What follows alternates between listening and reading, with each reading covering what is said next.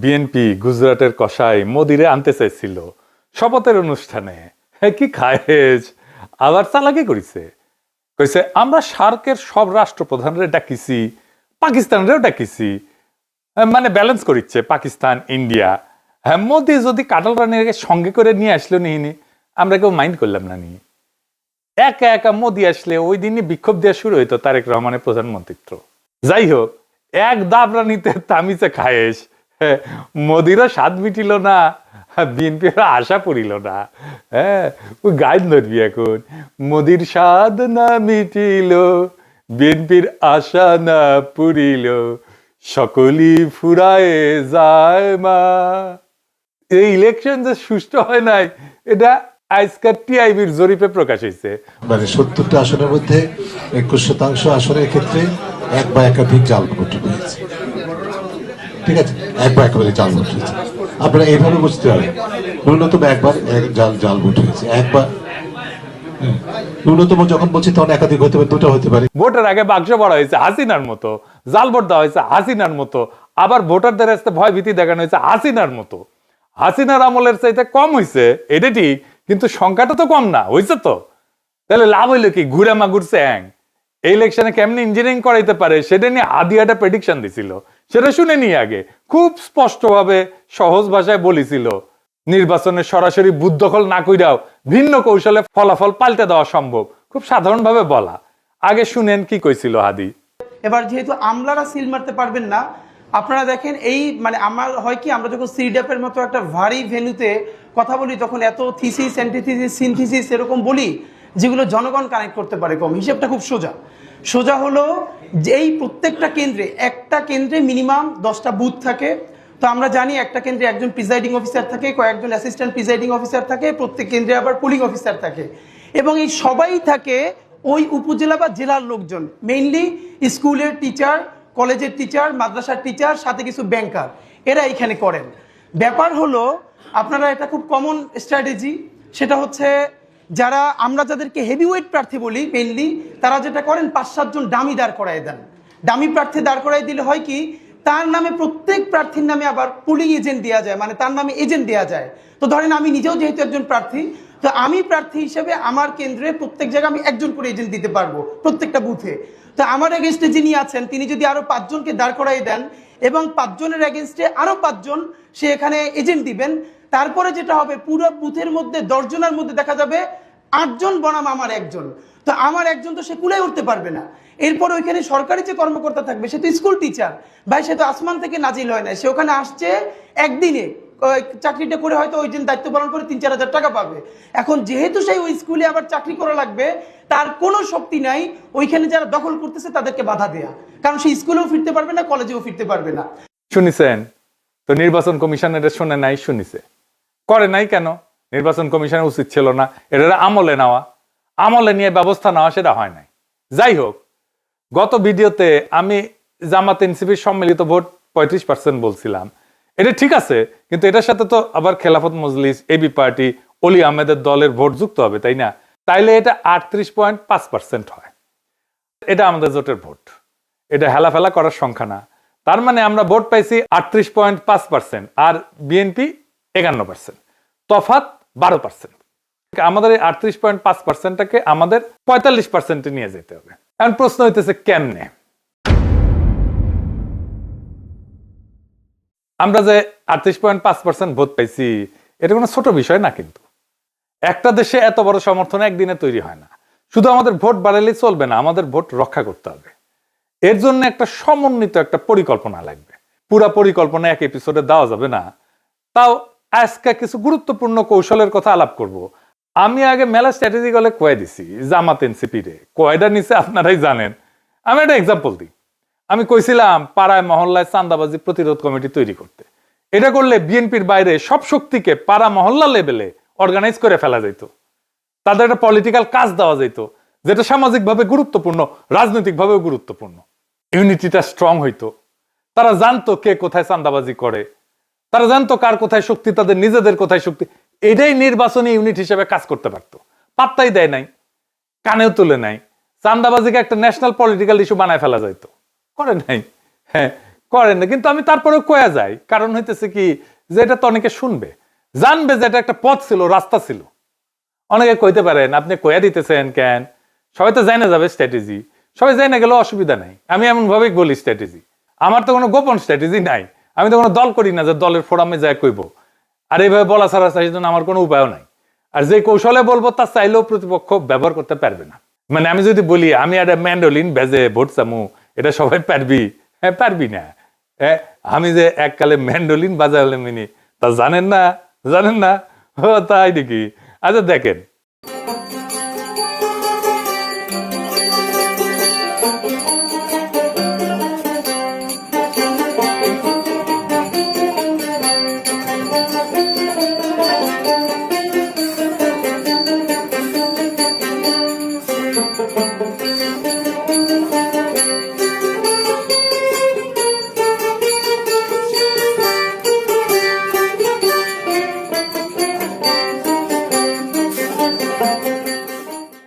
শুনেছেন ক্যাঙ্কা বাজাচ্ছিলাম, এখন আর অবশ্য বাজাই না, এই জীবনে তো কত কিছু বিসর্জন দিছি। যাই হোক, প্রথম যে কাজটা সেটা হইতেছে এই যে নির্বাচনী জোট, ঐক্যবদ্ধ বাংলাদেশকে একটা ন্যূনতম পলিটিক্যাল কর্মসূচির ভিত্তিতে ক্রিস্টালাইজ করতে হবে। এর ভিত্তি হবে জুলাই বিপ্লব, 2 নাম্বার ফ্যাসিবাদ বিরোধী, 3 নাম্বার আধিপত্যবাদ বিরোধী। এই 3টে ইস্যুতে জোট। এইটারে কিভাবে ক্রিস্টালাইজ করা যাবে সেটা আমি আরেক পর্বে বলবো। আজকে কিছু প্র্যাকটিক্যাল ইমিডিয়েট পরিকল্পনা কথা কইতেছি, আজকে মূলত কিছু অর্গানাইজেশনের পরিকল্পনার কথা বলবো। তো এই যে কইছি প্রথমে 38.5 থেকে 45%, এই 6.5% কোত্থেকে আসবে? 6.5% আনতেই হবে, বা 7%-এর মতো ভোট কোথায় থেকে আসবে? হাওয়া থেকে পড়বে না কই থেকে আসবে? আসেন সেটা দেখি। তো এই যে 6.5% বা 7%, এটা তো কারো না কারো ভোট। কাদের ভোট? আমি কেউ এটা পরিষ্কার হিসাব দিই। আমি 2টা খুব স্পেসিফিক জায়গা দেখাই দিব। স্পেসিফিক জায়গা, 1 নাম্বার নতুন ভোটার, তরুণ প্রজন্ম, যারা নতুন ভোটার হবে এই 5 বছর পরে। অনেকে মনে করে ভোট মানে একই মানুষ বারবার ভোট দেয়, না।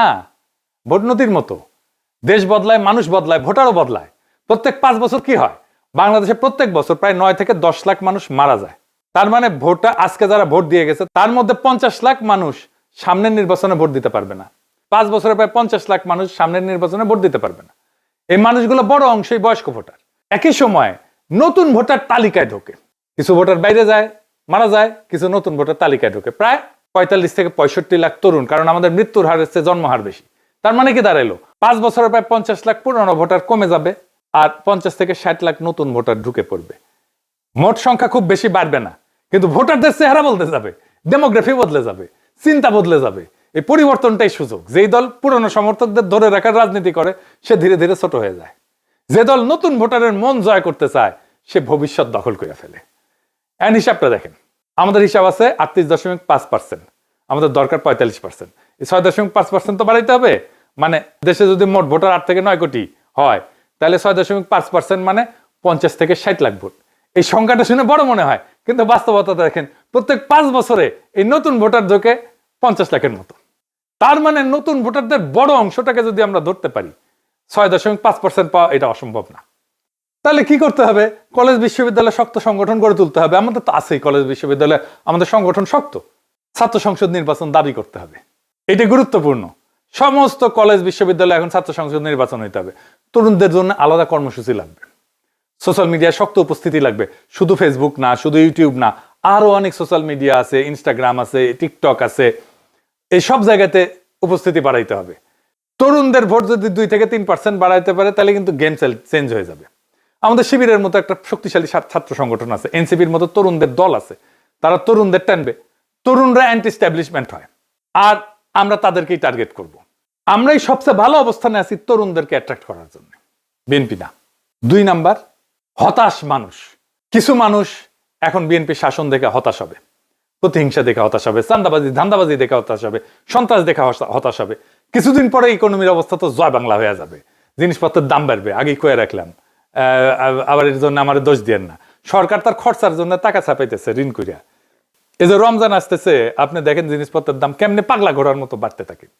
ডলারের দাম বাইরে গেছে, ডলার প্রতি 1 টাকা। এই ইলেকশনের পরপরই দাম অলরেডি বাইরে গেছে জিনিসপত্রের।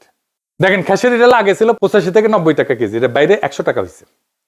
পেঁয়াজ 50 টাকা থেকে 60 টাকা হয়েছে, দেশি রসুন 90-100 টাকা থেকে 120 টাকা হয়েছে, পাইকারি পর্যায়ে সোয়াবিন তেল লিটার প্রতি 185 থেকে 95 টাকা হয়েছে, আর পামেল বিক্রি হয়েছে 155 থেকে 165 টাকা লিটারে। পেঁয়াজের দাম বাড়ছে, মাংসের দাম বাড়ছে। এই প্রসঙ্গে এটা মৌলানা ভাসানীর কৌতুক মনে পড়ে গেল। আমি মনে হয় আগে কইছিলাম এই কৌতুকটা, যদি না শুনে থাকেন তাহলে শুনেন। তো মৌলানা ভাসানী বক্তৃতা দিচ্ছে, তার পাশে বসে আছে মশিউর রহমান জাদু মিয়া। জাদু মিয়া কিন্তু জিয়াউর রহমানের সরকারে ছিল, মন্ত্রী ছিল, উপদেষ্টা ছিল, জিয়াউর রহমানের সেকেন্ড ম্যান ছিল বলতে পারেন, ন্যাপের মশিউর রহমান জাদু মিয়া। ওনার মেয়ে আবার এখন বিএনপি করে, মশিউর রহমান জাদু মিয়ার মেয়ে। তো মৌলানা ভাসানী বক্তৃতা দিতেছে, জ্বালাময়ী বক্তৃতা দিতেছে, চালের দাম বাড়ছে, তেলের দাম বাড়ছে, ডাইলের দাম বাড়ছে, মদের দাম বাড়ছে কিনা কইবার পারব না, জাদু মিয়া কইবার পারবো, বুঝছাও? মানে জাদু মিয়া নাকি ছিল আর কি হিসেবার প্রচুর একটা সিস্টেমের মধ্যে বেস্ট অফ বেস্ট ছিল আর কি, জানা যায়। ও আচ্ছা আচ্ছা, আর একটা কথা কয়ে রাখি আপনাদের, যারা শেয়ার মার্কেটে বিনিয়োগ টিনিয়োগ করেন তাদের কই, করেন নাকি অনেকে? হ্যাঁ, এটা বুদ্ধি শিখে দেব, টেকা কলে পাইবেন। হ্যাঁ, লাভ করতে চান যদি আমি কয়ে দিই, তবে কন্ডিশন আছে, আমার কলে 10% দামা লাগবে, বুঝছাও? লাভের দুই ভাবে লাভ করতে পারবেন। ইলেকশনের পরে যে দল জিতে তাদের সাথে রিলেটেড কোম্পানিগুলোর শেয়ারের দাম ইউজুয়ালি বাড়ে। এখন বাড়বি, আপনি খুঁজে দেখেন, যেমন ধরেন ঢাকা ব্যাংক বাড়বি, ন্যাশনাল ব্যাংক বাড়বি, মুন্নু গ্রুপের বাড়বি, আরো কি কি আছে খুঁজে দেখেন। এইগুলা শেয়ারের দাম ধাই করে বাড়বি কয়েকদিন। হ্যাঁ, শেয়ার থাকলে, এদের শেয়ার থাকলে বেঁচে দেন, ক্যাশ করে ফেলেন। আর জামাতের কোম্পানিগুলোর শেয়ার কমবি, ধাই করে কমবি। কি আছে? ইসলামী ব্যাংক আছে, ইবনে সিনা আছে, এইগুলো আর কি কি বা আছে দেখেন, খুঁজে দেখেন আর কি, ধাই করে কমবে। আপনি শেয়ার মার্কেটে যাই খোঁজ নেন, আমার কথা সত্য কিনা আমি না দেখেই কইলাম। তো যেগুলো কমবি সেগুলো শেয়ার এখন কিনে রাখবেন। জামাতের কোম্পানিগুলো শেয়ার, ইসলামী ব্যাংকের, ইবনে সিনা শেয়ার, বিএনপি কোম্পানি এই যে বেরিয়েছে এটা বেশি দিন থাকবে না, জামাতের কোম্পানিগুলো কমাও বেশি দিন থাকবে না। মাঝখান থেকে আপনার লাভ, আমার কমিশন কলে দিয়েন কলে, বেশি না 10%। আর কারা হতাশ হবে? ক্ষুদ্র ব্যবসায়ী, হকার, দোকানদার, এদের উপরে প্রথম চাঁদাবাজেরা টার্গেট করে। এরা বিরক্ত, বিব্রত অবস্থায় থাকে, অসহায় অবস্থায় থাকে। এদের মধ্যে সংগঠন এবং প্রচারণা তৈরি করতে হবে, তাইলে দেখবেন আপনি দ্রুত জনমতকে অর্গানাইজ করে ফেলতে পারছেন। এবার আসেন আলাপ করি কিছু জায়গায় সংগঠন নাই যেখানে সংগঠন করা নিয়ে, এটা খুব জরুরি জায়গা। 1 নাম্বার, গার্মেন্টস শ্রমিক ইউনিয়ন করতে হবে। যত জায়গায় শ্রমিক আছে সবগুলো জায়গায় শ্রমিক ইউনিয়ন, ট্রেড ইউনিয়ন করতে দিতে হবে। এটি নিয়ে সরকারের সাথে বার্গেন করতে হবে। এটা শ্রমিকদের অধিকার, এটা সাংবিধানিক অধিকার। আমার সংবিধান স্বীকৃত, বাংলাদেশের আইনে স্বীকৃত, আন্তর্জাতিক আইনে স্বীকৃত। এমনকি গার্মেন্টস বায়ার যারা, আমরা যে সমস্ত দেশে রপ্তানি করি, সেখানেও আমাদের শ্রমিকদের অধিকার সম্পর্কে একটা পজিটিভ, ইতিবাচক ধারণা জন্মাবে। শ্রমিকদের বার্গেন করা, কালেকটিভ বার্গেনিং এজেন্ট হওয়া, এইটা আন্তর্জাতিকভাবে স্বীকৃত একটা অধিকার। আমাদের শ্রমিকদের এই অধিকার দিতে হবে। এটা নিয়ে সরকারের সাথে বার্গেন করতে হবে। দরিদ্র মানুষেরা যত বেশি সংগঠিত হবে তত আমরা শক্তিশালী হব, তত এই এলিট রাষ্ট্র আমাদের কাছে নত হবে। যে সমস্ত শ্রমিক ইউনিয়ন লুটেরাদের কবলে আছে, তাদের সেই লুটেরা নেতৃত্বকে উৎখাত করতে হবে। যেমন ধরেন শাহজাহান খান, সে ছিল বাস শ্রমিকদের নেতা। বিএনপির নজরুল ইসলাম, সেও কিন্তু শ্রমিকদের নেতা, কিন্তু উনি কিসের শ্রমিক বলেন? এই সমস্ত নেতা রাখা যাবে না, শ্রমিকদের নেতা হইতে হবে শ্রমিককেই। এরপরে রিক্সা শ্রমিক, আমরা ঢাকায় দেখছি রিক্সা শ্রমিকরা আমাদের বর্ষা বিপ্লবে কিভাবে অংশ নিছে। ওই যে সুজন যে স্যালুট দিছিল রিক্সার উপরে দাঁড়ায়, সেও তো রিক্সা শ্রমিক, তাই না? এমন একটা পলিটিক্যালি চার্জড ক্লাস তাদের এই বিপ্লবের পরে কেউ সংগঠিত করার কাজ করলো না। এমনই বেকুব বাংলাদেশের রাজনৈতিক দলগুলা। আমি দেশে থাকলে ঢাকার রিক্সাওয়ালাদের প্রথম অর্গানাইজ করতাম, তাদের মহাসমাবেশ করতাম, সম্মেলন করতাম, তাদের একটা রাজনৈতিক শক্তি হিসেবে গড়ে তুলতাম। রিক্সা দিয়ে আপনি মেসেজ ছড়াইতে পারবেন দ্রুত। রিক্সা পলিটিক্যাল ভেহিকল বাংলাদেশের জন্য। আর ঢাকা শহরের রিক্সা সংগঠন, হকারদের সংগঠন, ক্ষুদ্র ব্যবসায়ীদের সংগঠন আপনার হাতে থাকলে আপনি ঢাকার রাজা। দাবরানি দিয়া চান্দাবাজ, ধান্দাবাজদের উড়াই দিতে পারবেন। সরকার কাঁদবে। এই রিক্সাওয়ালা দিয়ে কি করা যায়, এটা অনেকভাবে কাজ করা যায়, শুধু পলিটিক্যালি না। আমি বলি, আমি মার্কেটিং এ, বিজনেসেও কাজ করেছি। মজার একটা গল্প আছে, শুনবেন? আজ বলি, আসেন শুনে। আপনাদেরকে জানা আছে কিনা যে আমি কলে দরবেশ বাবার বেক্সিমকো ফার্মায় কাজ করেছি, জানেন? ওইখানে আমার মাহমুদ ভাইয়ের সাথে পরিচয়, মাহমুদুর রহমানের সাথে। তখন তিনি শাইনপুকুর সিরামিক্সের এবং হাউজিং ছিল ওটার এমডি। যাই হোক, এই বেক্সিমকোতে আমি আপনাদের পরিচিত বেশ কয়েকটা ব্র্যান্ড নিয়ে, আপনারা চেনেন, এই নামগুলো জানেন, ওষুধের ব্র্যান্ড কাজ করছি, প্রোডাক্ট ম্যানেজার ছিলাম। যেমন ধরেন নাপা। হ্যাঁ, এই নাপা নাম হইলো কেমনে জানেন? জানেন না? NAPA, প্যারাসিটামলের কেমিক্যাল নাম আছে।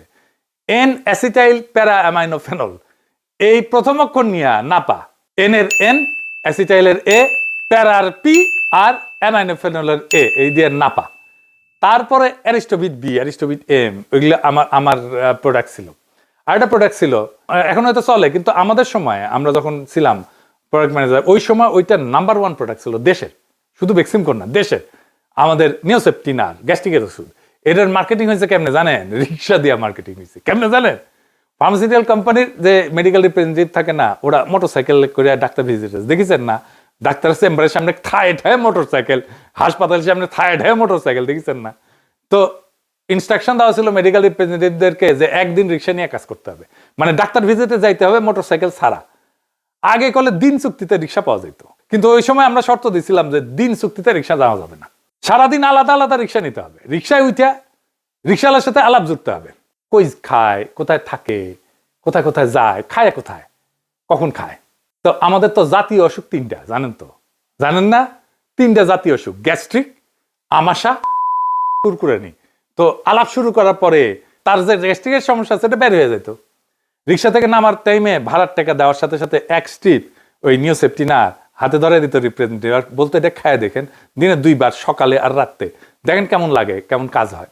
রিক্সাওয়ালা খাইতো, ভালো হইতো, মুখে মুখে ছড়াইতো। তখন এটা দাই দাই দাই দাই করে বাংলাদেশের সর্বোচ্চ বিকৃত পণ্য হইয়া গেল এটা নিওসেপটিনার।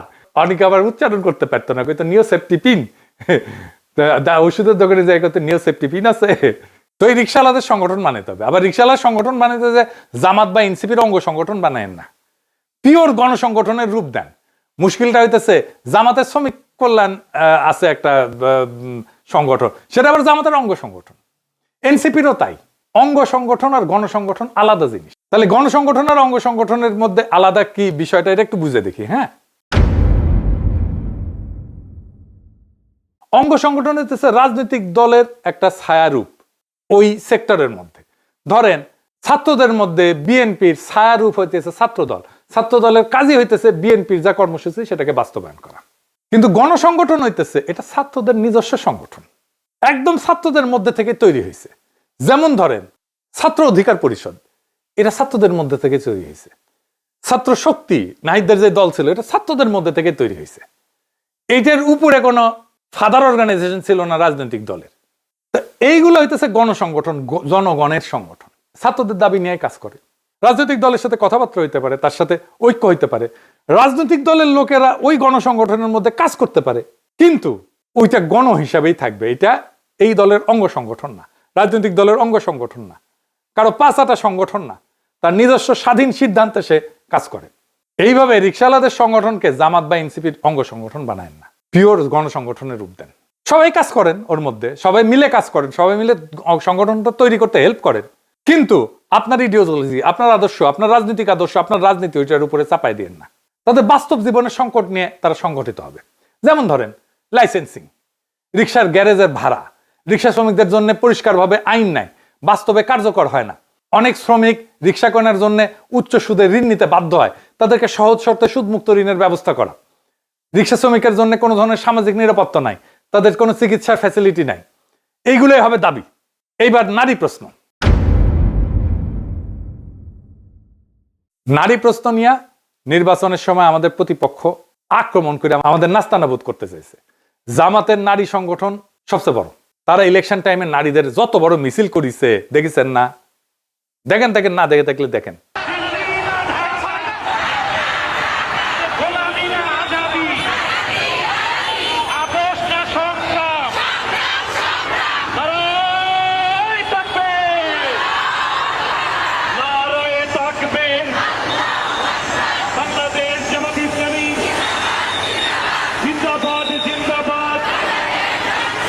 দেখেছেন, বাংলাদেশের নারীদের অত বড় মিছিল কখনো হয় নাই।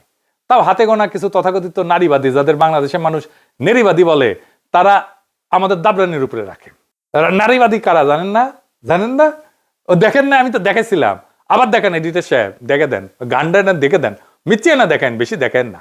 আমরা নারীবাদী কারণ আমরা খুশি হতে চাই, আমরা নারীবাদী, আমরা নারীবাদী কারণ আমরা সুখী হতে চাই, আমরা নারীবাদী, আমরা নারীবাদী কারণ আমাদের অন্য উপায়